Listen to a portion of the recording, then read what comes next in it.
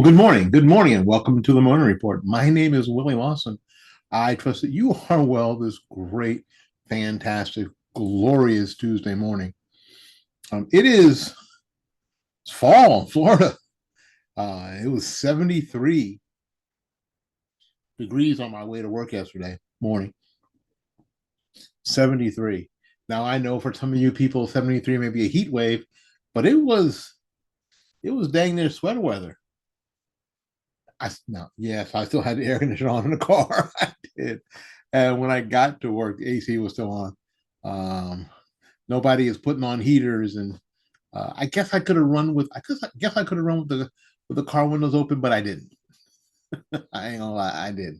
It got a little stuffy, so I turned the air on. But 73 degrees.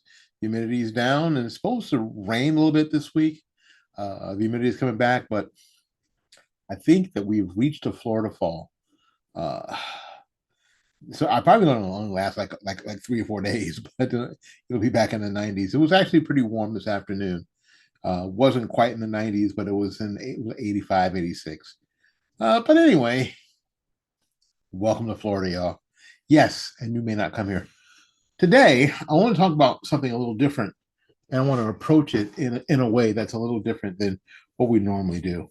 Uh, Last week, we found out that longtime Senator Dianne Feinstein died. She was 90 years old, and she passed away. Now, her last day at work was Thursday, and she died on Friday. So you could say that not only did she die in office, hell, she could have died in her office. And frankly, that's not the way it's supposed to be. It's not the way it's supposed to be. We could everybody could see when she got back from a rehab facility that she was not. And I want to say this, and I mean this in all sincerity. She was not herself. She was not her best self, not at all. And and you have to wonder how does this? Why does this happen? How does this go on? Um, and that conversation has to lead to the same conversation about our president Joe Biden. Um, Politics aside, because I don't believe that Joe Biden is leading anything politically at this point. I think they're just putting him out. I think somebody just putting him out there and say, Joe, you got to do this. Joe, you got to do this. Mr. President, you got to do this, and he's doing it and he's doing whatever they're telling him to do to the best of his ability. But he is obviously struggling and obviously in decline. My question is that who is advocating for Joe Biden as a human being? As a human being. Forget politics, forget all the other stuff. Who is advocating for this old man? For this old man who is in decline. That somebody is just shoving him out there on a daily basis. I mean, there's a team of people now to try to make sure that he doesn't fall down. You're going to see he's wearing sneakers more often. He's working with a physical therapist to help his balance, and that'd be all great if I believe for 1 nanosecond that people were doing that just because Joe Biden is an elderly man and to keep him as safe as possible. But when I see that he is planning on running for office in 2024, he's running for office. He's not planning, he's running for office.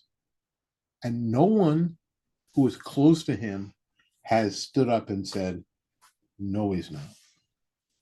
No, you're not, Joe. No, you're not. We can always tell. I mean, it's funny. We were talking about at our house. We were talking about Barack Obama. Barack Obama was this studly young black person when he entered the White House, Superman. And then when he got out, He looked like Bill Cosby. That, I mean, forget politics, just the pressure of the job made him look old. Imagine what it's doing to Joe Biden.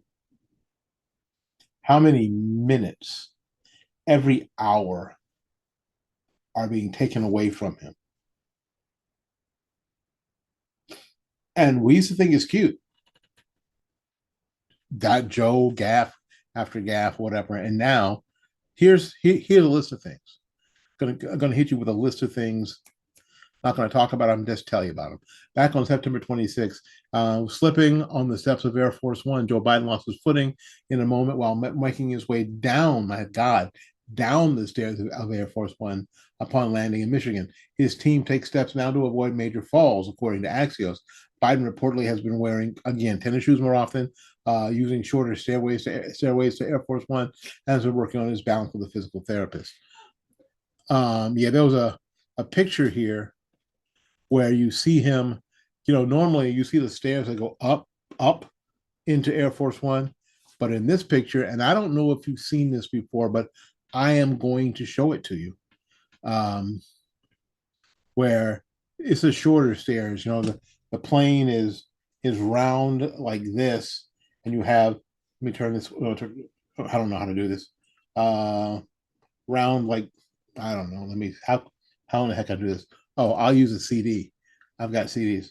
The plane is round on one side, and the staircase, that's cool, goes up here into the top of the plane, right? He's using a staircase now. That's funny. That goes here underneath. It's a much. I mean, it's a lot less steep. I'll use this one instead. No, it disappears too. It's a lot less steep, has fewer stairs, and is easier for people to get to. You'll see it. I'm going to show you a picture of it. Let's see if I can get a picture of it here, because I really want you to see it. And and I don't know, that's a good idea. I just don't want, the reason they're doing that is to make sure that he doesn't hurt himself, obviously, but it's problematic when Joe hurts himself because it makes him look weak, and it is siphoning. I believe it's siphoning off support for Joe Biden, and I think that that's why these people are concerned. Let's see if I can show you the picture. There it is. You see what I'm talking about?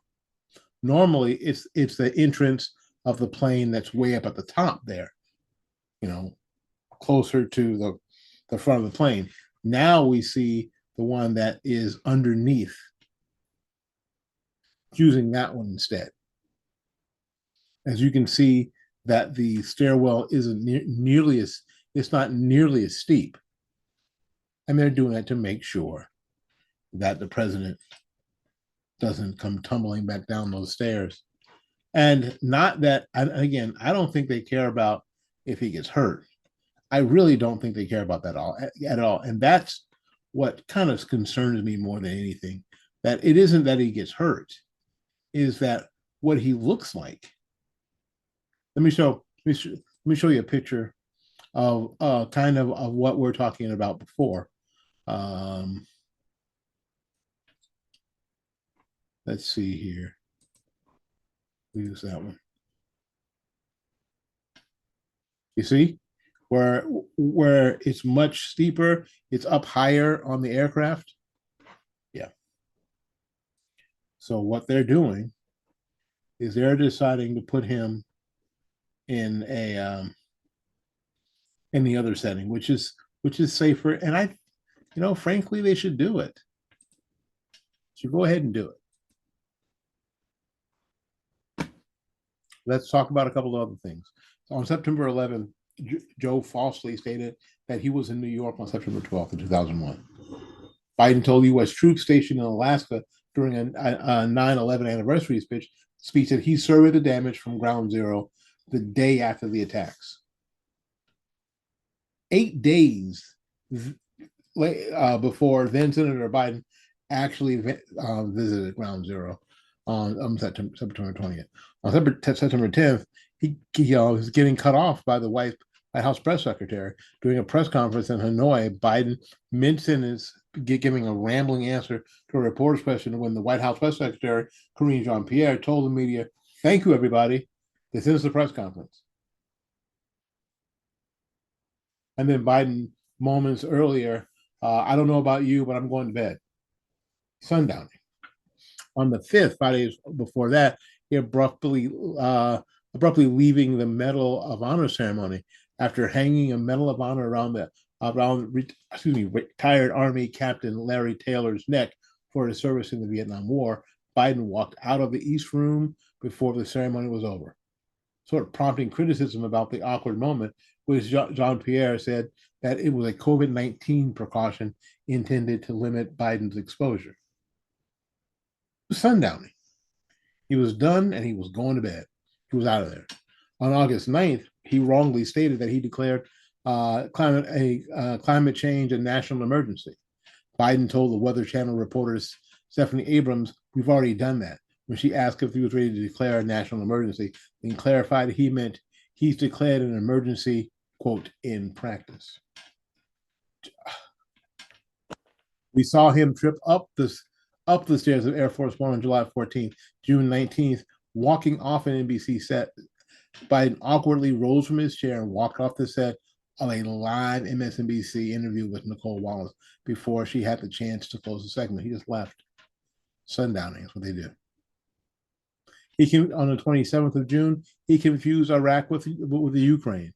On the 27th, calling Modi the leader of China, who is Prime Minister Modi of India. On June 16th, referencing royalty, Biden ended remarks in Connecticut about gun control with the phrase, "God save the Queen, man." Huh? On June 8th, building an ocean railroad. The U.S. is planning a railroad from the Pacific Ocean to the Atlantic Ocean, all the way to the Indian Ocean.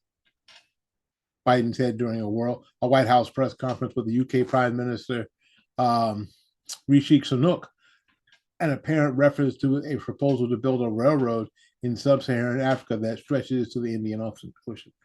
And it just goes on. It just goes on.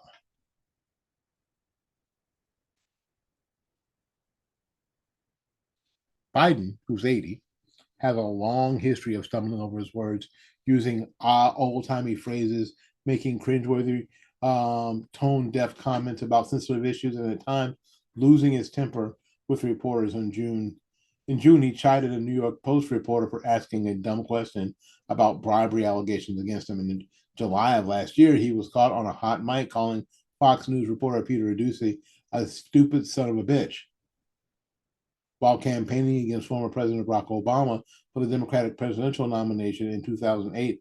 Biden's attempt to complimenting his opponent came off as a racial trope. I mean, you got the first sort of mainstream African American who is articulate and bright and clean. Okay. That's the storybook, man. That's Joe Biden.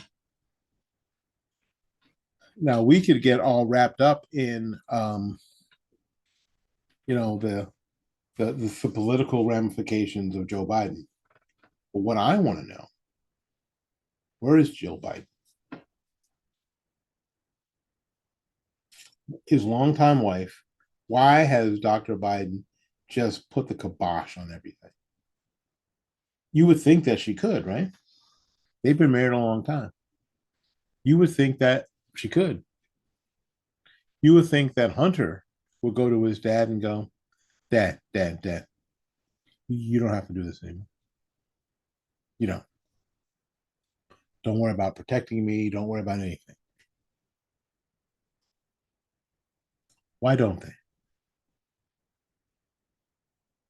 Some of you will say, well, Joe Biden's been compromised by the Chinese and he has no or the Ukrainians, he has no choice but to continue, or it's all going to get found out. But that's a political take.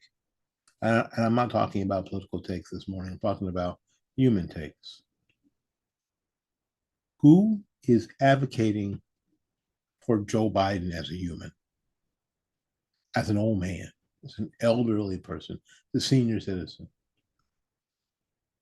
I think what's happening to him is elder abuse.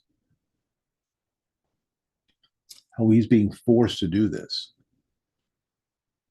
Now, some people will say, well, I think he wants to. Look how he's doing. Look what he's doing. Look what he's saying. He's obviously not at his best. Obviously not. And it saddens me that nobody's advocating for Joe Biden, the human. Just like there was nobody advocating for Dianne Feinstein, the human. There's nobody advocating for Mitch McConnell, the human.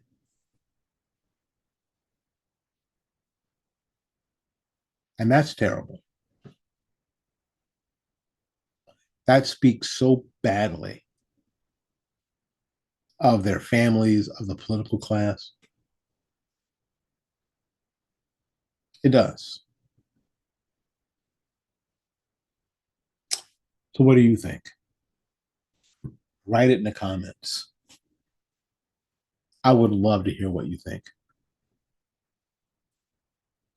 Oh, I got to get out of here and make room for somebody else. So, until we see you again, go out there and learn something, love somebody, and for goodness sakes, y'all take care of yourself. We will see you when we see you. Bye bye now.